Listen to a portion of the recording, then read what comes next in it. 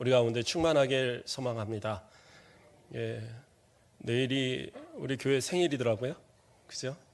예, 그래서 오늘 110주년 기념 행사 또 이렇게 주일로 우리가 지키게 됩니다.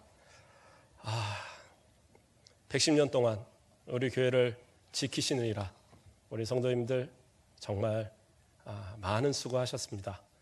예, 제가 또 이런 110년의 전통이 있는 우리 교회에 또 담임으로 이렇게 세워지는 것도 얼마나 감사한 건지. 예, 제가 목사님 되고자 기도할 때에 저는 뭐 어디 가서 개척한다 이런 기도는 안 해봤어요. 근데 좀 오래된 전통이 있는 교회에 가서 크지 않아도 그 교회에서 우리 성도들과 함께 신앙생활 하고자 하는 게 그게 제 어렸을 때부터의 기도였습니다. 근데 그 기도대로 응답받은 곳이 바로 우리 가곡교회인 것 같습니다. 이제 뭐 1년 반 정도 지났나요? 제가 우리 교회 온 지. 그렇죠?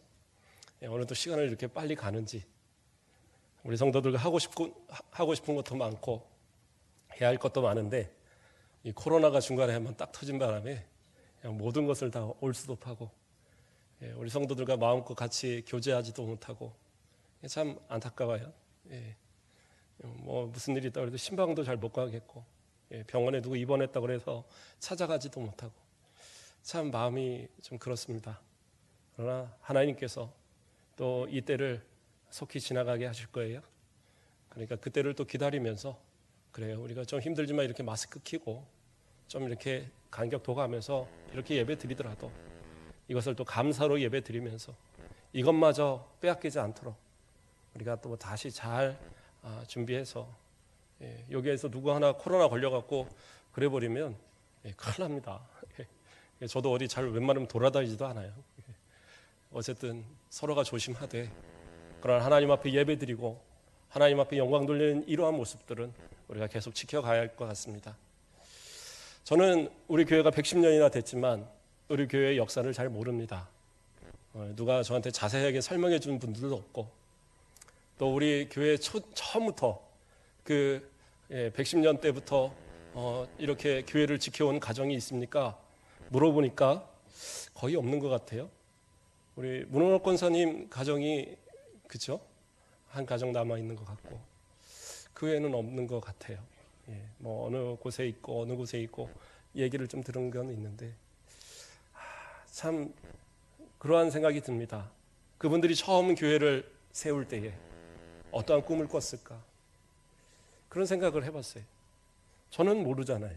연역 속에 나오는 그 7명과 그 변요한 선교사님이 세워진 기도처로 시작해서 1대 선교사, 1대 목사님으로 그 변요한 선교사님이 되어지고 16대 목사로서 제가 이렇게 세워졌다는 사실.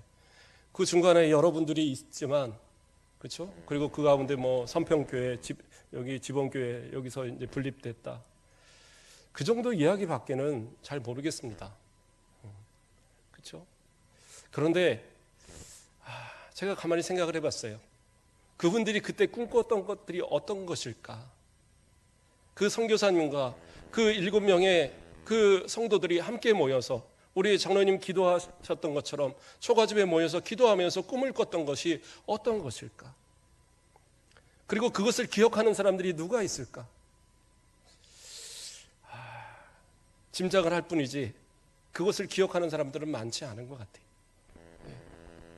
그러한 것들을 기억하고 그러한 모습들을 지금 우리가 알고 있다면 지금처럼 우리가 신앙생활을 하고 있지는 않을 것 같다. 그렇죠? 그러한 모습들을 자꾸 생각하게 됩니다. 저도 마찬가지입니다. 우리 교회에 와서 있는 가운데에 여러 가지 꿈을 꾸고 비전을 제시하고 그렇죠? 부름받은 성도들이 행복해지는 교회 제가 연구 모토로 삼고 저 다음에 목사님이 한 20년 뒤에 새로운 모토를 정하면 모르겠지만 제가 있는 한 그리고 할 수 있으면 우리 교회는 그러한 교회 우리 교회 이 출입하는 모든 성도들이 주 안에서 행복을 느끼고 날마다 감사가 넘치는 그러한 삶을 살았으면 좋겠다. 그게 목회자로서의 그 목표고 또 비전입니다. 이러한 비전을 세우고 우리 성도들과 함께 말씀을 통해서 은혜 받기 위해서 저도 열심히 말씀을 준비하고 열심히 가르치고 이런 것에 힘써 행하려고 노력했지만 그러나 과연 어떠한 비전을 내가 위에서부터 이어내려올까 하는 것들에 있어서 고민하게 되더라고요. 전통이 있다고 한다면 그 전통에 따른 기억이 있어야 되는 거거든요. 그 기억들이 쌓이고 쌓여서 앞으로 또 다른 100년 뒤에 그들이 기억할 때에 그 우리 믿음의 선조들이 세웠던 그러한 꿈들을 이렇게 이루어 갔구나라는 것을 확인하고, 그리고 또 새로운 꿈과 비전을 세워가야 되는 거거든요. 근데 110년의 시간 동안 우리는 어떠한 기억을 가지고 있고, 그들이 어떠한 것을 이루어 갔고, 어떠한 고난과 어떠한 역경을 겪어가면서 그렇게 교회를 지켜갔는지 우리는 잘 모르겠습니다. 우리 성도들이 저한테 들려주는 것은 성도들의 기억에 있는 것, 그렇죠? 우리 설권사님 주일학교 교사, 그 젊어서 세대 때 이렇게 하고 하셨던 이러한 이야기들, 그렇죠? 우리 이렇게 문원옥 권사님 그 옛날 선조 때부터 믿음의 가정 이렇게 지켜온 가정 가운데 한 가정이라는 거 참 놀라웠어요. 그렇구나. 그렇게 가정을 지킨 경우가 이렇게 있구나. 참 감사합니다. 좀 코로나 이런 거만 아니면 좀 우리 교회 출신들, 또 뭐 교역자들, 또 교회 출신의 여러 교회에 흩어져 있는 분들 한번 초청해서 잔치도 하고 이런 것도 한번 하면 좋겠다 생각을 했었는데, 그냥 이렇게 간소하게 올해는 넘어갑니다. 그래서 생각해 보는데 내년에 111주년 111 해갖고 그때는 좀 크게 한번 해봤으면, 그런 생각을 좀 해봅니다. 그 다음에 112주년 또 크게 해보고 뭐 그렇게 갈까요? 어쨌든 그러나 110이라는 숫자 참 저로서는 참 감당하기 어려운 그런 감격을 느낍니다. 제가 지내온 우리 교회의 시간은 아니지만 제가 설교를 준비하면서도 막 눈물이 막 쏟으려고 그러고 그런 어떤 감격이 자꾸 생기더라고요. 그러면서 제가 우리 교회를 세운 그 변요한 목사님이 도대체 누구냐 한번 제가 인터넷을 검색을 해봤어요. 그랬더니 그 프레스톤이라는 선교사시더라고요. 그 한국 이름으로 변요한이라는 이름을 가지고 존이라는 이름을 갖고 있기 때문에 요한이다라고 이름을 이렇게 해서 쓰셨더라고요. 그래서 저희 큰아들이 요한이잖아요. 우리 요한이 같아도 미국으로 이렇게 여권에는 존으로 돼 있거든요. 어쨌든 그렇게 요한이라는 이름으로 이곳에 일대 목사님이 되셨는데 그분이 누구냐? 근데 그분의 이렇게 생애를 만들어 놓은 이렇게 영상이 하나 있더라고요. 이게 말로 쭉 설명이 나오는데 한 10몇 분짜리라 다는 못 듣겠고 앞에 부분만 조금만 한번 들어보면 저희 가곡교회가 이름이 나왔으면 좋겠는데 안 나오더라고요. 그러나 하여튼 그때의 이야기들, 그리고 그분이 꿈꿨던 어떤 부분을 조금은 알 수 있겠다. 그러면서 가슴이 좀 뜨거웠어요. 그래서 고민하던 중에 오늘 예배 전에 급하게 우리 집사님께 조금 틀어주시라 부탁을 했습니다. 설교 좀 짧게 하더라도 영상 한 12분짜리가 좀 더 되는 건데 한 5분 정도만 좀 보겠습니다. 그리고 중간에 좀 끊어서 다시 시작을 하겠고, 제가 홈페이지에다가 올려놨으니까 혹시 보실 분들은 나중에 쭉 한번 보세요. 이 시간 한번 영상 한번 보겠습니다.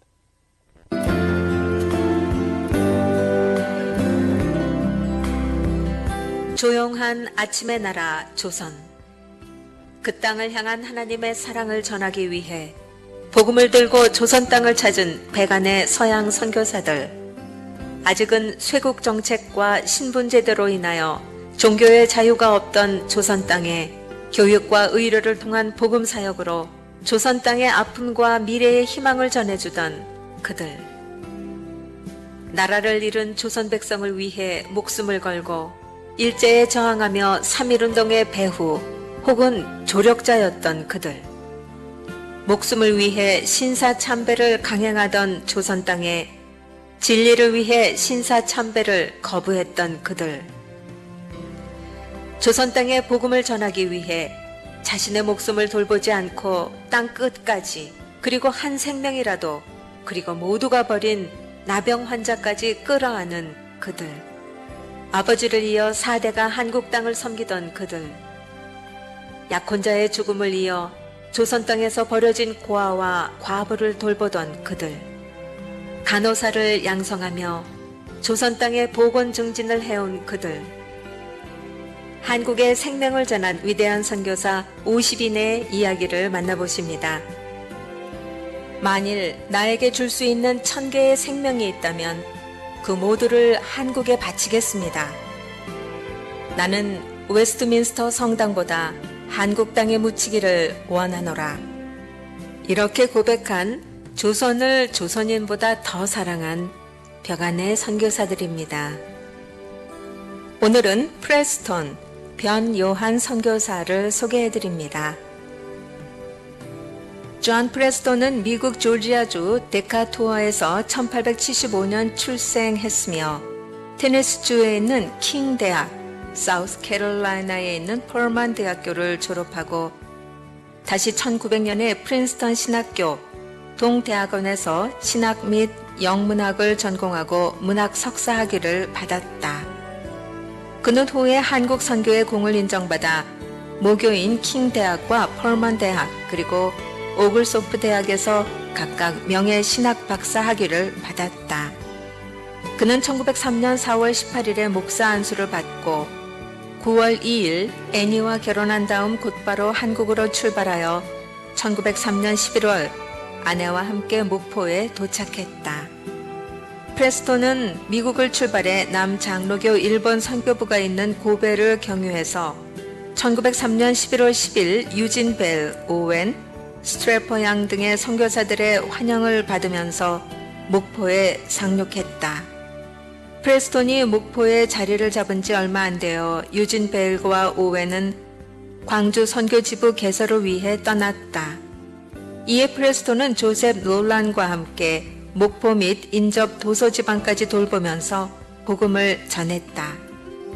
프레스톤은 임성옥 조사를 대동하여 지방 전도 여행을 떠나 강진의 항명리 교회와 해남의 원진교회, 맹진교회, 남창교회를 세웠고 1905년 교장으로 취임한 목포 영흥학교를 최초의 석조 건물로 건축하는데 큰 공헌을 했다.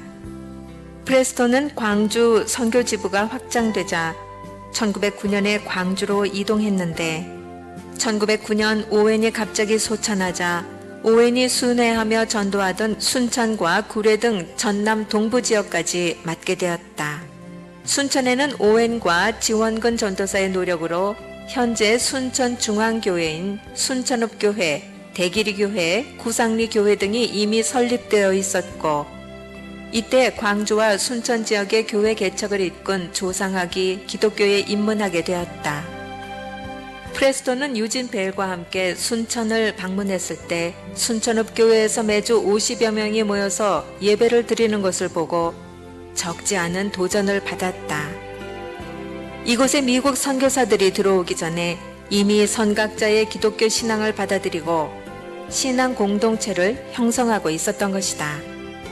순천읍 교회와 인근 지역 기독교 공동체 발전에 도전을 받은 프레스톤은 순천을 자주 오가며 순천 지역의 선교 기지를 신설해야 하는 필요성을 제시했다. 광주와 순천 사이의 높은 산들이 지역을 격리시키고 육로 교통이 불편해 교회와 신자를 돌보는 일이 어렵다는 점을 지적하면서 남해안 지역과 섬진강 유역을 감당할 선교 기지를 구축할 것을 제안했다. 프레스톤의 제안으로 1910년 선교기지 개설위원회가 구성되고 1911년에는 개설 장소가 논의되었다. 순천과 벌교가 주요 후보지로 거론되었는데 벌교가 당시 교통 및 상업 중심지였지만 앞으로 순천의 발전 가능성이 더 클 뿐 아니라 여수지방의 도서 선교에도 유리한 지리적 이점이 있음을 고려해 마침내 순천의 선교지부를 설립하기로 결정했다. 따라서 1913년 1월 순천 선교기지가 순천 매곡리에 구축되었고 프레스톤, 코잇 고라복, 프렛, 안채륜, 리딩햄, 한삼열 부부, 비거, 백 미다양, 듀프리, 두에란 양, 그리어, 기나안 양, 팀모스, 김로라 박사 부부가 순천 선교지부 개척 선교사로 임명되었다. 남장로의 선교지부는 1913년 4월 순천 선교지부 선발대로 프레스톤과 코잇 가족을 순천으로 보내 매곡동 선교사 주택에 짐을 풀고 선교활동에 들어가도록 했다. 당시 매곡동은 가난한 집안의 아이들의 매장지로 사용되고 있었는데 미국 남장로의 선교사들은 이곳에 교회와 학교를 세워 복음의 전진기지로 활용했다. 프레스톤은 광양, 구례, 보성, 여천, 여수, 고흥 등 전남 동부의 광활한 지역을 맡아 활동했다. 그는 1911년 안식년을 보내고 귀국한 후에 교육을 통한 선교에 많은 관심을 가졌는데 이렇게 해서 코잇과 같이 시작한 것이 순천 매산학교이다. 매산학교는 1910년 4월 순천 금곡동에 사숙을 설립해서 영어와 성경을 가르쳤으며 은성학교라는 학교명으로 시작해서 매산 남학교와 여학교를 건축했다. 1913년 4월 매산 남학교는 초대교장 코잇, 1921년 4월 이대교장의 크레인이 봉사하면서 가난한 학생들이 일하면서 공부할 수 있도록 했다. 그러다 1916년 성경을 정규 과목으로 가르치는 문제로 일본과 충돌해서 1차 폐교 당했다. 1919년 데라우치 총독이 사임하고 사이토 총독이 부임하면서 일본의 한반도 통치 제도도 무단 통치에서 문화 정치 체제로 변화했는데 매산학교가 이때 다시 문을 열었다. 그러나 1937년 9월 일본의 신사참배 강요가 이루어지자 결국 다시 자진 폐교한 후 1946년 8월 해방이 된 이후에 2차로 복교를 했다. 프레스톤은 현지 교회를 잘 이끌어 나가기 위해서는 현지인을 교회 지도자로 양성하는 것이 더 필요하다고 생각했다. 우선은 보겠습니다. 그래요. 나머지 부분은 영상으로 따로 홈페이지 통해서 보시길 바라겠고요. 이런 분이시더라고요. 네. 그래서 그 1910년에 이 순천 땅에 그리고 13년에 이곳에 자리 잡으면서 그때 세워진 교회가 우리 교회더라고요. 그래서 거기서 가곡교회 이렇게 나오지는 않았지만 그때를 이렇게 짐작할 수 있는 그리고 어떠한 꿈을 가졌는지 그죠? 이 순천을 통해서 우리 가곡교회를 통해서 정말 이 순천 땅 전체를 더 나아가서 이 전남권을 책임져가는 그러한 기지로 삼고자 하는 그런 꿈이 있으셨구나. 그래서 110년이라는 시간을 이렇게 지켜올 수 있는 힘이 되었구나. 그걸 들으니까 그냥 막 눈물이 막 나려고 하더라고요. 야, 이런 교회, 이런 비전이 있고 꿈이 있는 작지만 오히려 큰 비전을 가진 이 큰 교회에 담임으로 세워주시는구나. 이제는 우리가 그렇다면 그 기억을 되살려야 되지 않을까. 그저 과거의 기억 속에 이 순천 땅에 그렇죠? 중앙교회가 세워지고 거기서 이제 나온 분들과 함께 세운 교회겠지만 2대 교회로서 또 합동측 제1호 교회로서 정말 영광스러운 교회다 이 기억만 있을 뿐 우리가 그 가운데서 어떠한 역할을 해왔는지에 대한 기억은 너무나도 없는 것 같아요. 그들이 그렇게 목숨을 걸고 서울에 올라가면 양화진에 보면 양화진 그 선교사 묘역이 있습니다. 저는 거기 가서 선교사들 이렇게 우리 알만한 선교사들 이름들이 쭉 다 있어요. 그런데 저기 밑에 조그만 봉분들이 있어요. 조그만 봉분들. 그냥 이렇게 장난처럼 해놓은 것처럼 이렇게 조그만 봉분들이 쭉 이어 있습니다. 그래서 이게 뭐예요? 하고 거기 안내하신 분한테 물어보니까 선교사들이 아이들을 데리고 이 땅에 들어왔는데 풍토병이 돌아서 우리 한국 사람들한테는 괜찮은데 이 외국인들한테는 이게 치명적인 거예요. 어른들은 그래도 어떻게 견딘다 치는데 아이들은 하나씩 죽어간 거예요. 그러니까 그 아이들을 품에 안고 그곳에 장사를 지냈던 그러면서까지도 이 땅에 복음을 위해서 그렇게 눈물을 뿌리고 그렇게 목숨을 아끼지 않았던 그들의 수고로서 세워진 우리 교회. 그렇죠? 고라복 목사님도 나오시더라고요. 예. 우리 또 다음 때 목사님이시고. 그러한 어떤 전통 속에서 16대 목사로 세워지는구나. 그렇죠? 그냥 제 생각에서는 이렇게 뭐 오랜 시간 있어 본 목사님들이 많지 않아서 그냥 왔다가 그냥 가시는 분들이 참 많은 교회인가 보다. 그런데 하나님께서 저를 또 우리 가운데 보내신 것은 이것을 다시 기억하고 우리 교회를 통해서 하나님이 원하시는 그 꿈을 다시 이루어가기 위한 하나님의 뜻이 있지 않을까. 저는 부족하지만 소망해 봅니다. 그래서 우리 장로님이 아까 기억을 이렇게 되살리면서 기도하셨는데 앞으로 다시 100년 뒤에 기억될 때에 그래요. 1대 목사님, 2대 목사님, 우리의 역사 속에 남아있는 그들을 기억하는 것이 아니라 그들뿐만 아니라 오늘 이렇게 함께 예배드리는 우리 성도들 110주년을 예배드렸던 그들의 이야기, 그 권사님들이 어떻게 기도로 지켰는지, 그 장로님들이 어떻게 눈물로 이 교회를 세워갔는지, 그 안수 집사님들이 어떻게 이 교회를 정말 지키며 세워갔는지, 그러한 것들을 이야기할 수 있는 그러한 거리를 만들어 가야 되겠다. 그래서 정말 이 다음 세대를 키워가며 단순히 그냥 순천에서 그 지방에서 어떻게 하면 이곳을 벗어나서 저 서울로 갈까, 어떻게 하면 더 대도시로 갈까, 이러한 것을 꿈꾸게 만들지 말고 내가 이곳에서 신앙을 통해서 자라서 이 순천을 시작으로 이 가곡교회를 시작으로 얼마나 많은 하나님의 역사를 이룰까에 대한 꿈을 갖도록 그렇게 만들어 가야 되겠다. 그러한 마음을 자꾸 갖게 되더라고요. 우리에게 그러한 기억들을 만들어 가야 되지 않겠어요?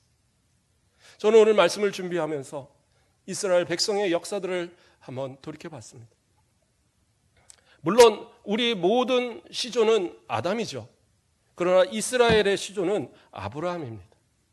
아브라함을 하나님께서 불러내셔서 그 적은 숫자, 그 아브라함과 그 사라와 그리고 누굽니까? 롯과 그리고 몇몇 종들 그 정도? 그러한 어떤 사람들만을 모아갖고 어디로 불러내셔요? 갈 바를 알지 못할 때 무조건 떠나라 하셨어요. 그러니까 하란 땅을 떠나서 그들이 도착한 곳이 가나안 땅이었습니다. 하나님께서 보내셨으니까 그곳은 아주 행복한 곳이어야 되는데 아브라함의 삶도, 이삭의 삶도, 야곱의 삶도 그렇게 평탄하지는 않았습니다. 근데 하나님은 약속하셨어요. 너는 하여 큰 민족을 이룰 것이고 너는 복이 될 것이다 라고 약속하셨어요. 그리고 아브라함에게 충격적인 약속을 하시는데 15장에 보면, 창세기 15장에 보면 너희 후손이 400년 동안 다른 땅에서 있다가 400년 만에 돌아올 것이야. 4대 만에 돌아올 것이야 라고 이야기하셨어요. 아니, 하나님께서 보내셔서 이 땅을 주시겠다 하셨으면 이곳에서 그렇게 이 땅을 정복하고 다스리며 살아야 되는데 그들을 그렇게 보내셨어요. 거기엔 큰 하나님의 뜻이 있었습니다. 이스라엘 백성들을 큰 민족으로 만들기 위한 하나님의 계획이 있으셨어요. 아브라함의 그 자녀 누구예요? 아들 이삭. 이삭의 아들 누굽니까? 야곱. 그리고 나서 거기서부터 이어지는 12아들. 그들로 인해서 하나님의 이 백성 이스라엘을 만들기 위해서는 그들을 보호하고 그들이 성장해야 될 땅이 필요했습니다. 그래서 그들을 어디로 보내요? 애굽으로 보내셨습니다. 누가 데리고 갔어요? 이 야곱이 데리고 갑니다. 흉년이 들어서 도저히 살 수 없어서 그래서 요셉이 총리로 있는 그 땅, 그리고 그곳에 가서 고센 땅이라는 지역에 자리를 잡게 되었습니다. 물론 하나님의 약속이 있었지만 야곱이 설마 자기 때에 그 약속대로 400년이 넘는 시간을 그 애굽에서 있으리라고 생각은 못했을 겁니다. 그래서 이 흉년만 끝나면, 그리고 우리가 조금만 힘을 얻으면 곧 돌아가리라 그 마음을 가졌어요. 그랬는데 그 때를 보지 못하고 그는 죽음을 맞이합니다. 그러면서 그가 생각을 했어요. 요셉을 부르고 자녀를 불러서 나를 이곳에 장례하지 말고 꼭 내 아버지, 내 할아버지, 그들이 묻힌 그곳, 아브라함이 묻히고 이삭이 묻힌 그곳에 나를 묻어달라고 유언을 합니다.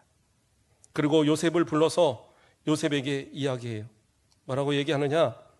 창세기 48장 21절 말씀을 보면 이스라엘이 요셉에게 또 이르되 나는 죽으나 하나님이 너희와 함께 계시사 너희를 인도하여 너희 조상의 땅으로 돌아가게 하시려니와.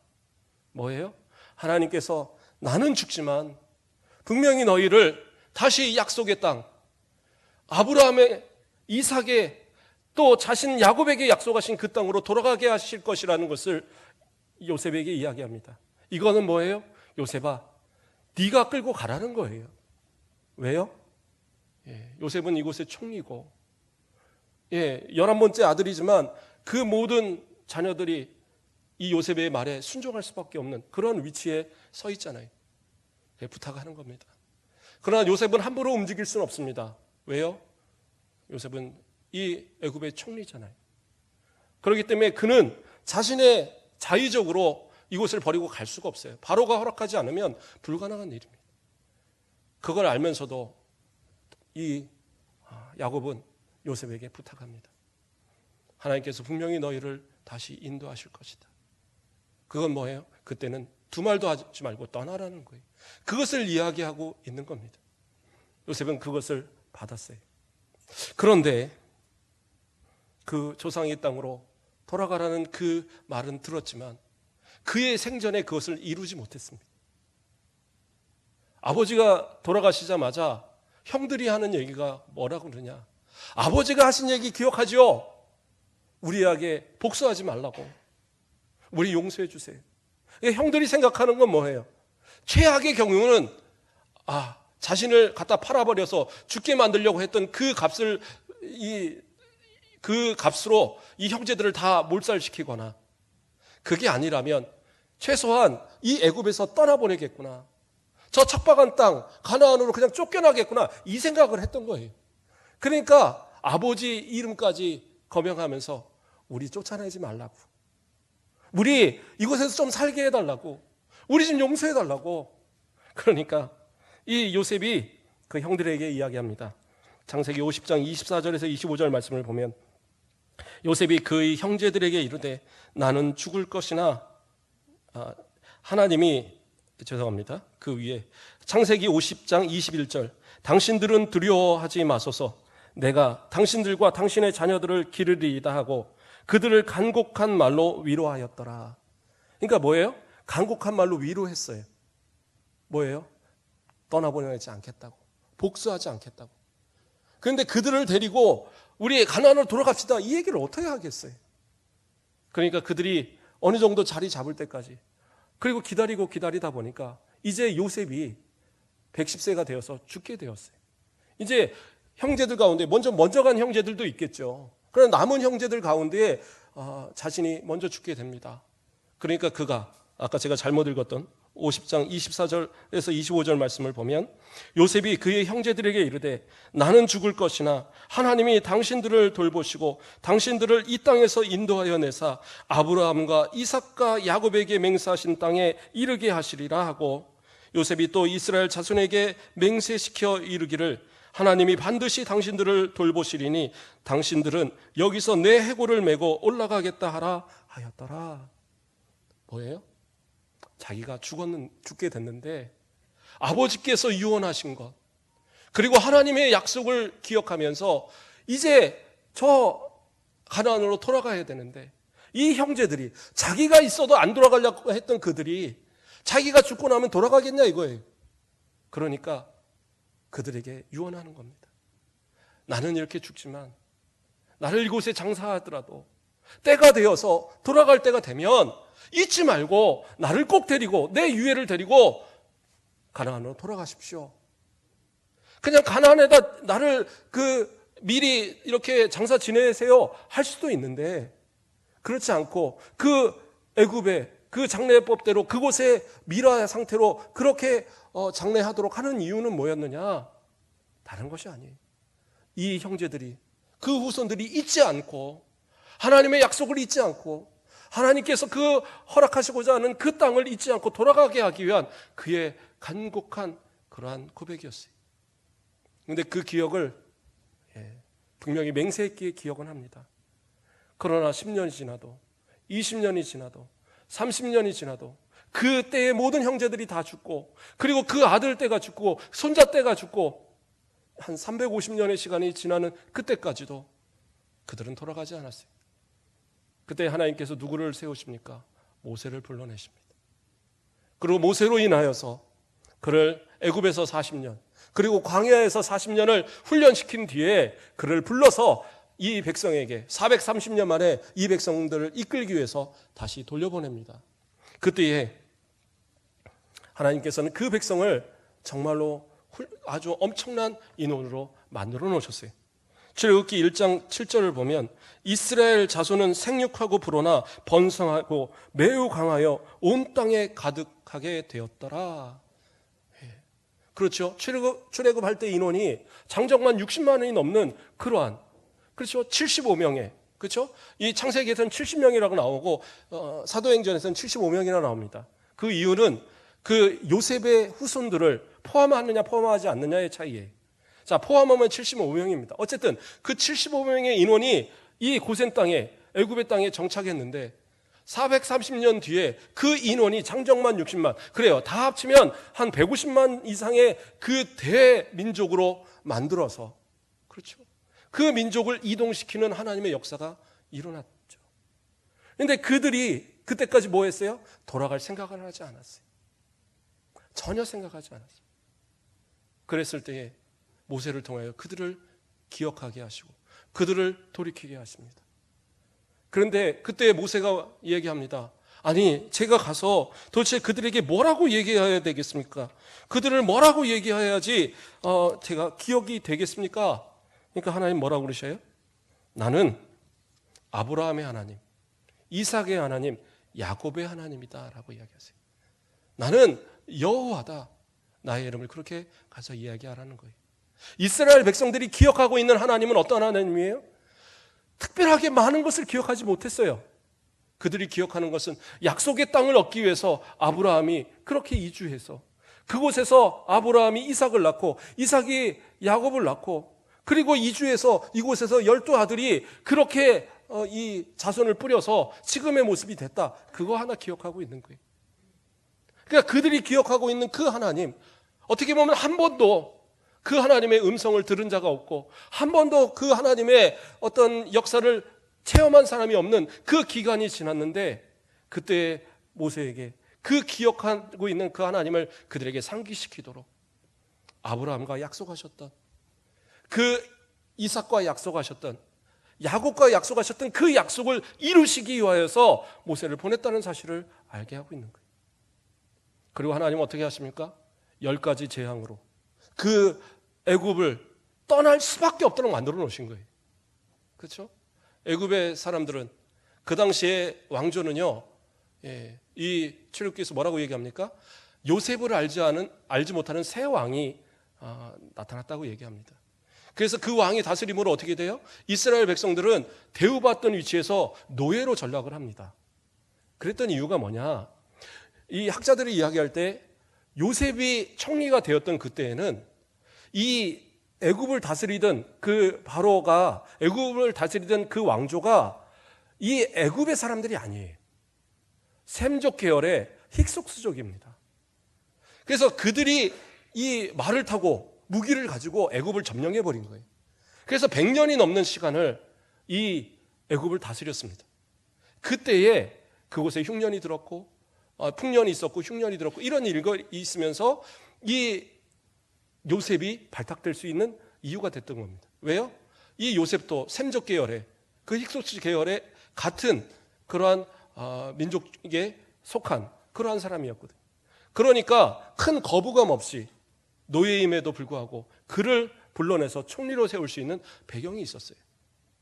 그런데 그 요셉이 총리가 되었지만, 그러나 그가 죽은 뒤에, 그리고 그 시간이 흘러서 그 후에 이 왕조는 무너지고, 그리고 그 왕조가 무너졌음에도 이 사람들은 이 애굽의 이 안락함을 버리지 못하고 그 약속을 따라서 돌아가는 것이 아니라 그냥 이 자리를 지키고 계속 만들어갔던, 그곳에서 번성해 갔던 겁니다.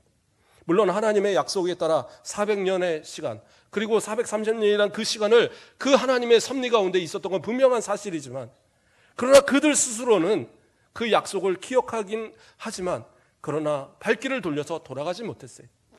요셉이 죽을 때만 해도 사실 벌써 한 70년의 시간이 흘렀던 시간이었거든요. 그러니까 요셉이 있을 때도 그 요셉의 형제들을 제외한 그 밑에 후손들은 가나안 땅을 알지도 못하는 사람들이, 그리고 430년이 흐른 뒤 그들의 후손들은 그냥 먼 조상의 땅, 먼 옛날의 조상의 그러한 땅인 겁니다. 무슨 기억이 있겠어요? 우리 성도님들 할아버지 성함은 기억하시죠? 잘 모르시나요? 네. 증조 할아버지 성함 기억하십니까? 고조 할아버지는요? 네. 저는 증조 고조는 잘 모릅니다. 네.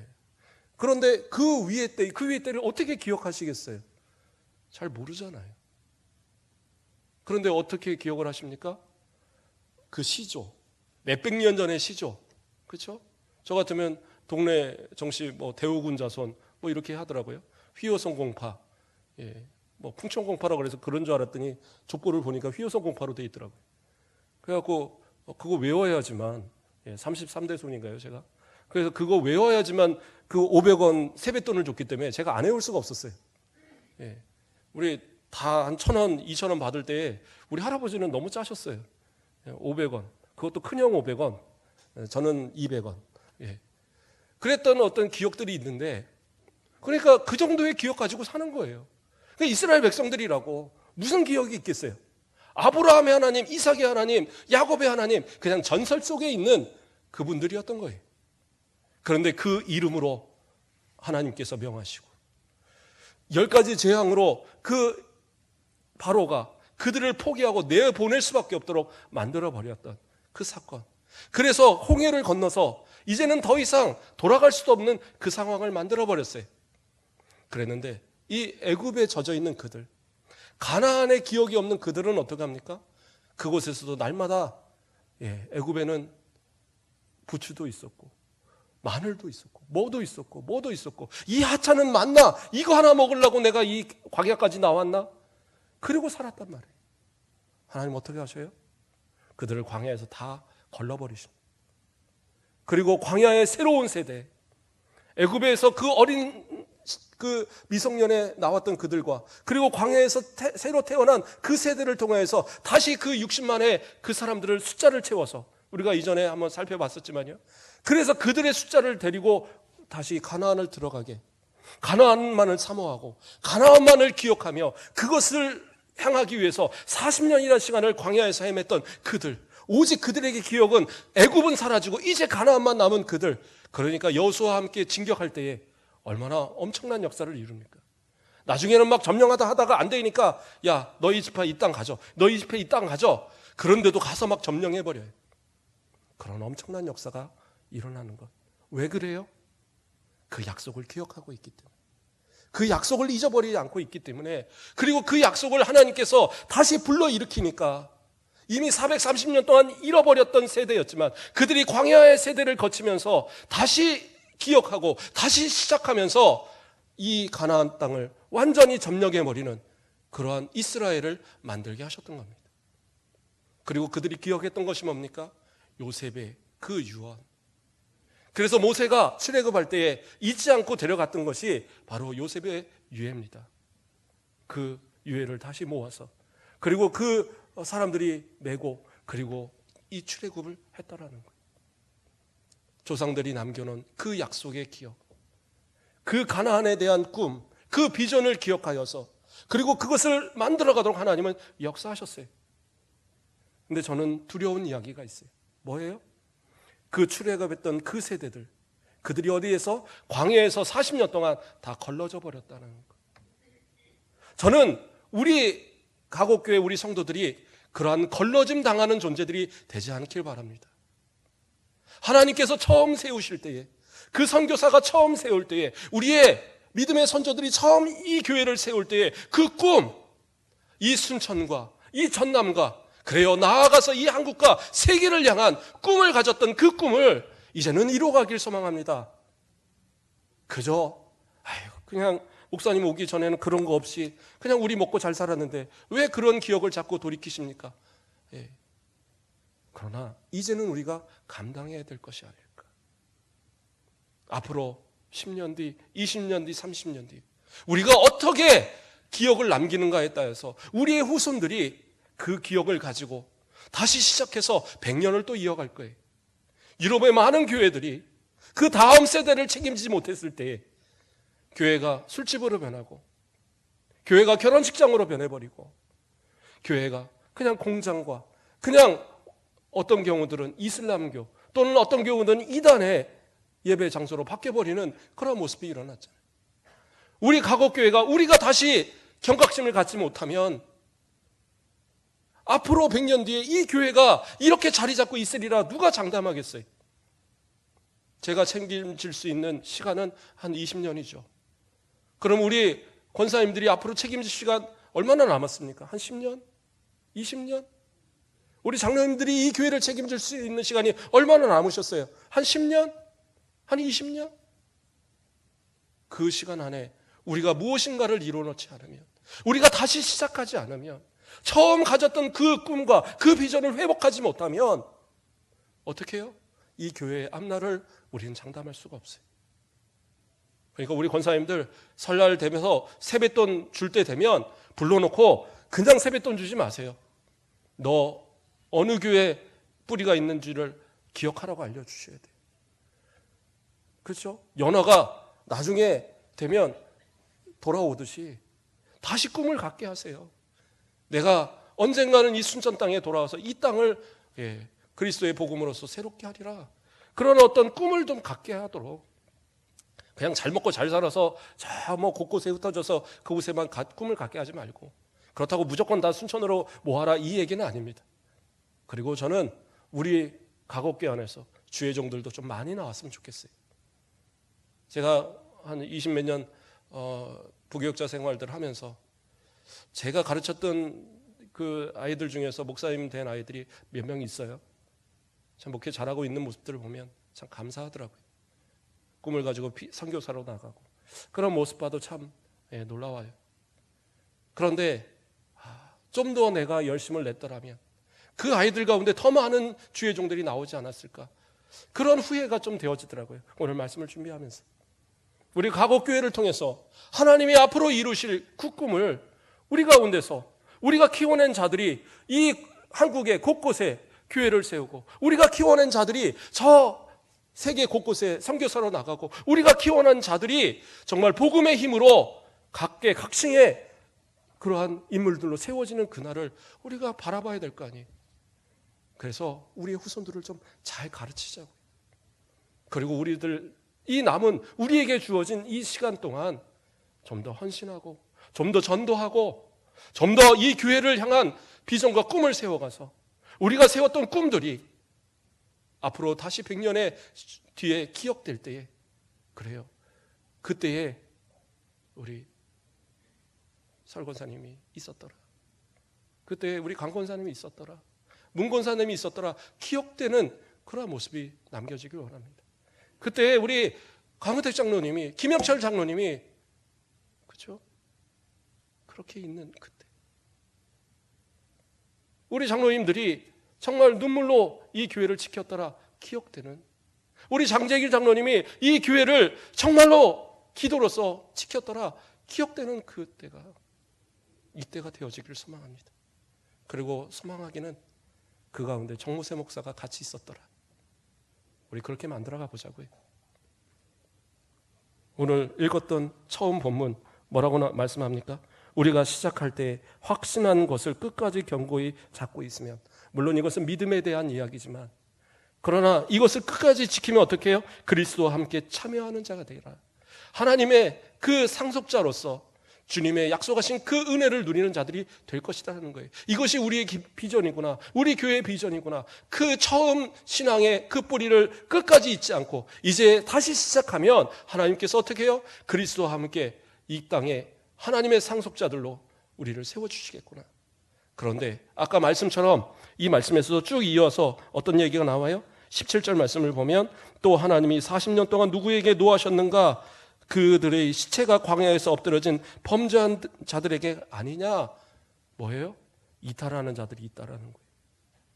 저는 부탁합니다. 우리 오늘 이렇게 모인 우리 성도들 단 한 사람도 이탈하지 마십시오. 믿음에서 이탈하지 마십시오. 앞으로 우리에게 맡기신 비전에서 이탈하지 마십시오. 끝까지 기도하시고 내 때가 안 된다면 내 후대의 때라도, 그게 안 된다면 그 후대의 때라도 그 하나님의 비전을 이뤄가는 우리의 가문, 우리의 후손들 되도록 주님 오시는 그날까지 앞으로 얼마가 됐든, 그렇죠? 1000년이 됐든 2000년이 됐든 그 하나님이 맡기신 꿈과 비전을 이뤄가는 우리들이 되기 위한 그러한 소망을 끝까지 유지하길 바랍니다. 예.